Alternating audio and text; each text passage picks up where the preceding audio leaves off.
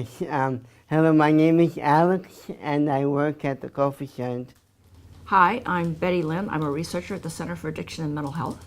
And I'm Rob. I am an associate professor at the University of Ontario Institute of Technology.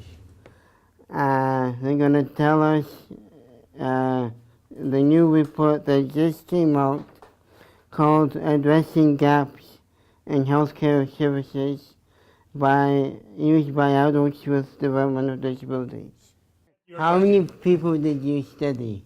We studied about 65,000 people with developmental disabilities from Ontario. And so that's about filling up the Scotiabank Arena 3 times. And then what we also did is we did a comparison to Ontarians without developmental disabilities, and that made things possible for us to do comparisons. What is the report about? The report is about looking at 5 things that happen to people when they use the healthcare system. And the 5 things are going back to the hospital after you've been discharged from the hospital within 30 days. The second thing is going back to the emergency room after you've been in the emergency room before within 30 days. The third thing is still being in hospital after the doctor has said you don't need to be in the hospital. The fourth thing is being admitted into long-term care, particularly when you're young. And the fifth thing is dying before the age of 75. And in the scientific literature, the term that's used for that is premature mortality. And it's something that we don't think should happen. So what we're looking at is we're comparing how often do these things happen to people with developmental disabilities, and is it the same as for people without developmental disabilities? And if there are differences, do we have some idea of what makes the differences happen? And we also would like to think about, are there things we can do that make it happen less often? Because nobody really wants to have any of these 5 things happen to them. What did you find with people going to the hospital a lot? When we looked at the adults with developmental disabilities, what we found was that 7% of them, so that's 7 out of every 100 people that go to the hospital, are back within a month. When we compared that to the people that didn't have developmental disabilities, only 2% went back to the hospital again. So that's three times as many people with developmental disabilities were going back compared to people without developmental disabilities. When you need to go to the hospital, it's the place to go if you need extra special care. But what we were looking at was going back to the hospital. And the reason why that's a problem is because being in hospital a lot is not most people's first choice. Can you tell me more about going to the emergency room a lot? In people with developmental disabilities, out of 100 people who went to the emergency room, 35 of them ended up going back to the emergency. When you compare that to people without developmental disabilities, out of 100 people who went to the emergency, only 20 of those people went to the emergency room. And the reason why we think that that's a problem is, first of all, emergency room is not the nicest place to be, so you don't want to be there a lot. The second is that there are some cases where we think that if you had better care in the community, then you wouldn't have to go back to the emergency room. What did you find with people staying in the hospital longer than they need to? Some people don't leave the hospital when the doctor says, okay, you don't need to be here. And there are a lot of different reasons why they don't go home, but it's a problem because it means that, first of all, they're not getting the kind of care they need because they no longer need the care in the hospital. And then second, it means that somebody else who does need to go into hospital has to wait because there's not a bed available. What we found was that people with developmental disabilities were 5 times more likely to be in hospital longer than they needed to compared to people that didn't have a developmental disability. What did you find with living in long-term care? So long-term care is designed for people that have serious conditions that have gotten to the point that their family can no longer take care of them, and they don't really need the kind of care that's being delivered in hospital. The reason why we studied it in this report, there are 2 reasons actually.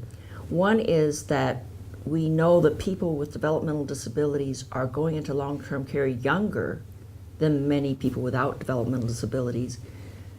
And the reason why that's a problem is long-term care is not really geared towards taking care of people that are younger. And the second reason why we were worried about it is because even if they're older, we're not sure that long-term care facilities necessarily understand the needs of people that have developmental disabilities. 4% of people with developmental disabilities go into long-term care, and that's compared to less than 1% of people without developmental disabilities. So it's a big difference. Tell me more about dying before 75. So we think that dying before 75 is way too young. So we studied that in people with developmental disabilities and people without developmental disabilities because it's important to know if it's happening a lot in certain people compared to others. People with developmental disabilities, they were 3 times more likely to die compared to Ontarians that didn't have a developmental disability. So that's a lot more. Tell us why you think this research is important. First of all, the fact that we found that people with developmental disabilities have more experiences of these 5 things that we studied than people without developmental disabilities is important for us to let people know about. The second thing which is important is that because we found the same pattern across all 5, in other words, people with developmental disabilities are always having more of each of these 5 things, we think that all of us, including you and me and the government and people that are delivering services and families, need to think broadly. It's not just happening in one place, it's happening in a lot of places. Tell me more about what things need to happen to make things better.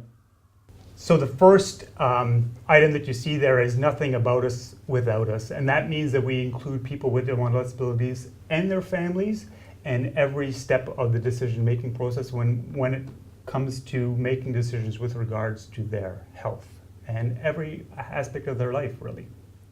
So the last 3 things that we were recommending all relate to healthcare. We focused on healthcare because that's what the report is about, but we realized that some of these things could apply to things other than healthcare.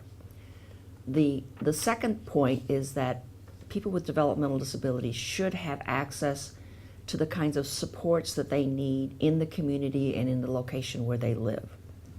And the logic for this is that we believe that if you have good care in your community and good supports in your community, it could decrease the amount of time that you have to go back to hospital and go back to the emergency room and have to stay in hospital when you shouldn't be there.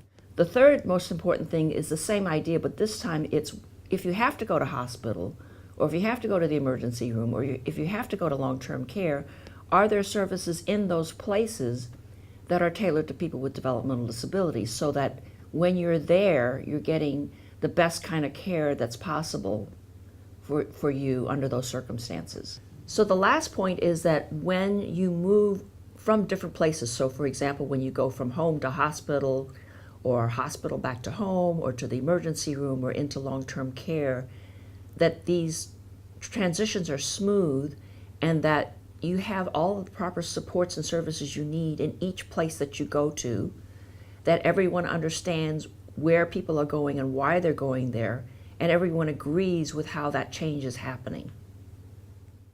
If you want to learn more about the HCARDD report that we were just talking about, or for that matter, anything that is HCARDD related, you can go to the HCARDD website, which is found on this slide.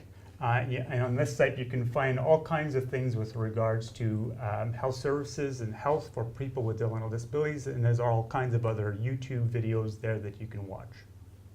I would like to thank Betty and Rob for coming and talking to me. Thank you, Alex. Thank you. We'd like to thank you for giving us the chance to telling you about our report.